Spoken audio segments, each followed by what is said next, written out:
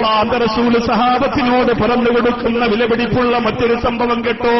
ആരംഭ റസൂൽ പറയുകയാണ്, നാളെ പരലോകത്തിൽ അകലമെന്ന് അഖ്വാമൻ മിൻ ഉമ്മത്തി, എന്റെ ഉമ്മത്തിൽപ്പെട്ട ഒരു സമുദായത്തെ, ഒരു വിഭാഗത്തെ ഞാൻ പരിചയപ്പെടുത്തി തരട്ടെയോ.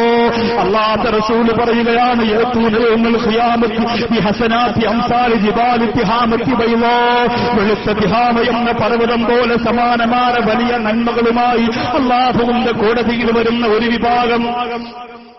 എത്ര വലിയ വലിയ സംഭവങ്ങളാണ് ഇത്! നിങ്ങൾ അക്ഷരാർത്ഥത്തിൽ നിങ്ങൾ ഞെട്ടിപ്പോകുന്ന ഒരു സംഭവമാണ് ഈ പറയുന്നത്. അല്ലാഹുവിന്റെ റസൂൽ പറയുന്നു, വലിയ പർവ്വതങ്ങളെപ്പോലെ നന്മകൾ, സദഖകൾ, ഇബാദത്തുകൾ, സുജൂദുകൾ, ആത്മീയതകൾ മുഴുവനും കൊണ്ട് പടച്ചോന്റെ കോടതിയിൽ വരുന്ന ഒരു വിഭാഗം. പക്ഷേ അല്ലാഹു അസ്സ വജല്ല ഹബാഅൻ മൻസൂറാ, അല്ലാഹു അതിനെ വാരിയെറിയുന്ന പൊടിപടലങ്ങളെ പോലെ ആക്കിക്കളയുമെന്ന് നബി മുഹമ്മദ് മുസ്തഫ. ജീവിതകാലത്ത് മുഴുവനും ചെയ്തു പോയ നന്മകളെ കൊണ്ടുവരുന്നു. നമ്മൾ ചെയ്തു പോയ അമൽ മുഴുവനും അല്ലാഹു വാരിയെറിഞ്ഞ പൊടി പടലങ്ങളെ പോലെ ആക്കിക്കളയുമെന്ന് അല്ലാഹുവിന്റെ റസൂൽ പറയുകയാണ്.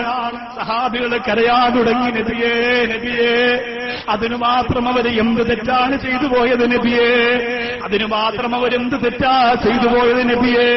അല്ലാഹുവിന്റെ റസൂൽ പറഞ്ഞു കൊടുക്കുന്നു, അവർ അഖ്വാമൻ ഒരു വിഭാഗമാണ്. ഇദാ ഖലൗ അവരെവിടെയെങ്കിലും ഒറ്റക്കായാൽ, അവര് വീട്ടിലോ നാട്ടിലോ ലോഡ്ജിലോ എവിടെയെങ്കിലും അവർ ഒറ്റക്കായാൽ, ബിമഹാരിമില്ലാഹി ഇൻതഹഖൂഹാ,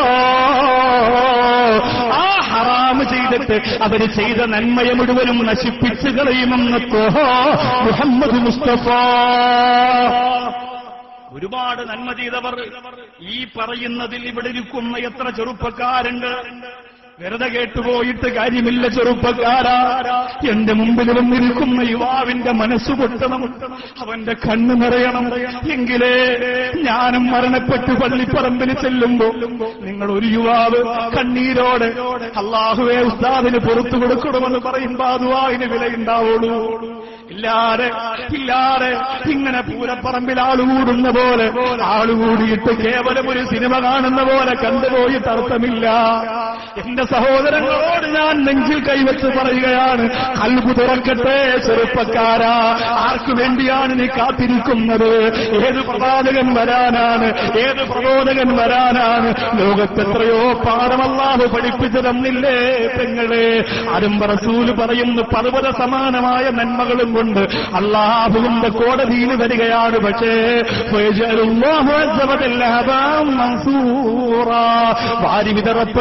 വാരി വിതറിപ്പെട്ട പൊടിപടലങ്ങളെ പോലെ അമലുകളെ അല്ലാഹു വലിച്ചെറിയുകയാണ്. അതിന്റെ കാരണം എന്തെന്നറിയോ?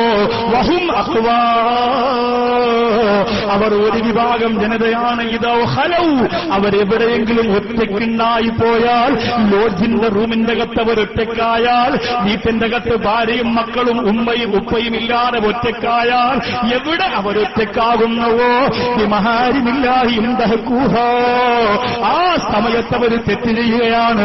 എന്നിട്ട് ആ ഹറാമായ തെറ്റുകൊണ്ട് അവരെ ചെയ്തുപോയ നന്മകളെ മുഴുവനും നശിപ്പിക്കുകയാണ്. ഞാൻ ചോദിക്കട്ടെ, നിങ്ങൾ ഒറ്റയ്ക്ക് വീട്ടിൽ നിന്ന് തെറ്റ് ചെയ്യാത്ത എത്ര ആളുകളാ ഉള്ളത്? വീട്ടിന്റെ അകത്ത് ഒറ്റയ്ക്കിരിക്കുമ്പോഴല്ലേ ഹറാമ് ചെയ്യാൻ തോന്നുന്നത്? പിന്നെ ആരുമില്ലാതെ രഹസ്യമായ എത്രയെത്ര അവസരം നിനക്കല്ലാവ് തന്നു നോക്കുന്നതാ. ആ സമയത്ത് തോറ്റുപോയാൽ നിന്റെ എല്ലാ പുണ്യവും അല്ലാഹു നശിപ്പിക്കുന്നതാണ്. വേണ്ട സഹോദരങ്ങളെ, അതാണ് ഇമാം ശാഫി റളിയല്ലാഹു അൻഹു പറഞ്ഞത്, രഹസ്യമായി അമൽ ചെയ്യണേ, ഒറ്റയ്ക്കിരിക്കുമ്പോ ഇബാദത്ത് ചെയ്യണേ, ഒറ്റയ്ക്കിരിക്കുമ്പോ സുജൂദ് ചെയ്യണേ.